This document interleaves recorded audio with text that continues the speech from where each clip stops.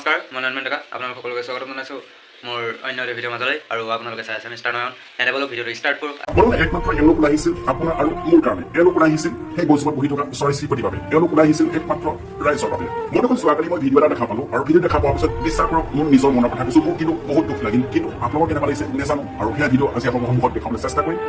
আৰম্ভণি কৰোঁ।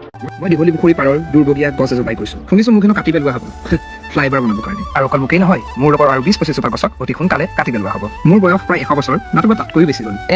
মোৰ বয়স হৈছে দিয়কচোন, কিন্তু অত বছৰে কাৰোবাৰ কাৰণে তীব্ৰ ৰ'দত মই ছাঁ হ'লো, কাৰোবাক শীতল বতাহ আৰু বায়ু দিলোঁ, আৰু ৰ'দে ভাগৰে অহা কাৰোবাৰ কাৰণে মই বিশ্ৰামৰ ঠাই হ'ল। আৰু অকল মানুহৰেই নহয়, চৰাই চিৰিকটিৰ বাবেও মই সিহঁতৰ অতিকে আপোন হৈ গ'লো। কিন্তু খবৰ পাইছোঁ যে আমাক কাটি পেলোৱা হ'ব। সেয়েহে অফিচ কাছাৰীৰ মানুহ আহি আমাৰ গাত এনেকেই চিন্তিত হৈ গ'ল। হয়তো আৰু কেইটামান দিন আপোনালোকৰ সহায় হৈ থাকিব পাৰিম, তাৰপিছত আমাৰ অস্তিত্ব পাহৰি পেলোৱা। বৰং আপোনালোকে এই ক্লিপটো চোৱাৰ পিছত আপোনালোকৰ নিজৰ কণ্ঠখনত হাত দি পেলাই কমেণ্ট কৰি কওকচোন, আপোনালোকে এই ক্লিপটো চোৱাৰ পিছত আপোনালোকৰ মনটোৱে কান্দিছে নাই কৰা।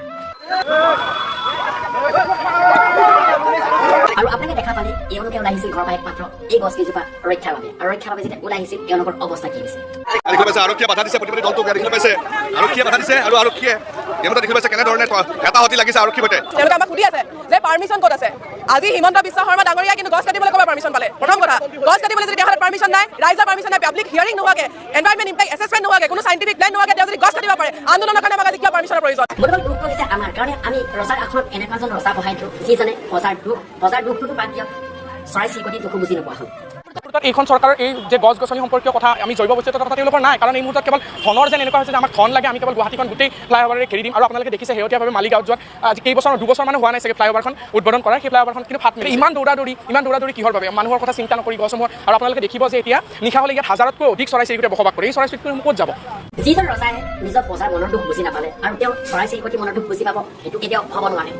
চৰাই চিৰিকটিসমূহ ক'ত যাব, ক'ত থাকিব? নতুবা আৰু এতিয়া দেখিছে যে চৰকাৰে লাখ লাখ টকা খৰচ কৰিছে অমৃত বৃক্ষ আন্দোলনৰ নামত। অমৃত বৃক্ষ আন্দোলনৰ নামত কেৱল মাত্ৰ থাল ঠেঙুলিহে ৰুইছে। মই প্ৰত্যক্ষভাৱে দেখিছোঁ যে কেৱল থাল ঠেঙুলি ৰুইছে, আৰু গছসমূহ ক'ত ৰুইছে, কি কৰিছে, এইবিলাক একো নাই। বৰ্তমান এফালে যদি মামাই কৈছিল গছ পুলি ৰোৱাৰ নামত 10,000 টকাকৈ দিম, সিহঁতে নিদিলে, সিহঁতে মিছা কথা কৈছিল। এতিয়া কিন্তু যি কিছুমান গছ আগৰ পৰা আছিল জীয়াই থকা, সেই কিছুমানকো কিন্তু মাৰিবলৈ গৈছে। হিমন্ত বিশ্ব শৰ্মা চৰকাৰে দাদাগিৰি অসমৰ ছাত্ৰ সমাজে সহ্য নকৰে। হিমন্ত বিশ্ব শৰ্মা যি দিনাৰ পৰা মুখ্যমন্ত্ৰী আসনত বহিছে, সেই দিনাৰ পৰা হিমন্ত বিশ্ব শৰ্মাৰ দাদাগিৰি আৰু অত্যাচাৰ অসমৰ ছাত্ৰ সমাজে, অসমৰ মানুহে দেখি আছে। আজি আমি ইয়াত শান্তি সমাধান কৰিছোঁ। আমি ইয়াত গণতান্ত্ৰিকভাৱে একো কাম, অগণতান্ত্ৰিকভাৱে একো কাম কৰিবলৈ অহা নাই, অথচ আমাৰ ইয়াত বাধা প্ৰদান কৰা হৈছে। আমি গণতান্ত্ৰিক দেশত বাস কৰি থকা নাই, আমি আচলতে অধিকৃত অঞ্চলৰ বাসিন্দাৰ দৰে আমাক ইয়াতে মাৰাৰ কাৰণে তেওঁলোকে আঁচনি কৰিছে। অহা কাইলৈৰ পৰা বিলাসীদিনা অসমৰ প্ৰত্যেকজন ব্যক্তি উক্ত আপোনাৰ দীঘলী পুখুৰী পাৰত থাকিব। প্ৰতিবাদী প্ৰত্যেকজন ব্যক্তিৰ ক্ষেত্ৰত মই নিজে থাকিম, বিলাসীদিনা অসম থাকিব। কেতিয়াও কোনো কাৰণত এজোপা গছ কাটিবলৈ দিয়া নহ'ব। যিজন ব্যক্তিয়ে গছ কাটিব তাৰ হাত কাটি দিয়া হ'ব। ধন্যবাদ। জয় অসম। চলি আছে গছ কটাক লৈ বিভিন্ন জেগাত দেখিছোঁ ডাঙৰ গছ কাটি দিবলগীয়া হৈছে। ৰাস্তা বনিছে, তাত অলপ বেলেগ বস্তু বনিছে। গতিকে আৰু চৰকাৰে কৈছে যে আমি গছ কাটিছোঁ যদিও আমি বিভিন্ন ঠাইত গছ ৰুইছোঁ, তাত বেলেঞ্চ কৰিবৰ কাৰণে।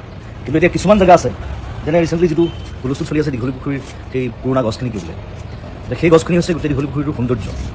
এতিয়া সেইখিনি গছ কাটি যদি বেলেগ জেগাত গছ ৰুৱাও সেই দীঘলী পুখুৰীৰ সৌন্দৰ্যটো ঘূৰি আহিব নাই, সেইটো এটা ডাঙৰ প্ৰশ্ন। ৰিচেণ্টলি দেখিলোঁ আগৰতলাত পুৰণা গছ নাকাটিবৰ কাৰণে ফ্লাইঅভাৰৰ পেটাৰ্ণ সলনি কৰা হৈছে। গতিকে সেইটো বস্তু আমাৰ ইয়াতো সম্ভৱ নহ'ব। গতিকে মই চৰকাৰক আবেদন জনাইছোঁ যে যদি কিবা অপশ্যন আছে তেওঁলোকে সেই অপশ্যন গ্ৰহণ কৰক, যাতে সেই গছকেইজোপা দীঘলী পুখুৰী আমি বচাব পাৰোঁ। সেইটো মোৰ ফালৰ পৰা অনুৰোধ, সমগ্ৰ অসমবাসীৰ ফালৰ পৰা অনুৰোধ।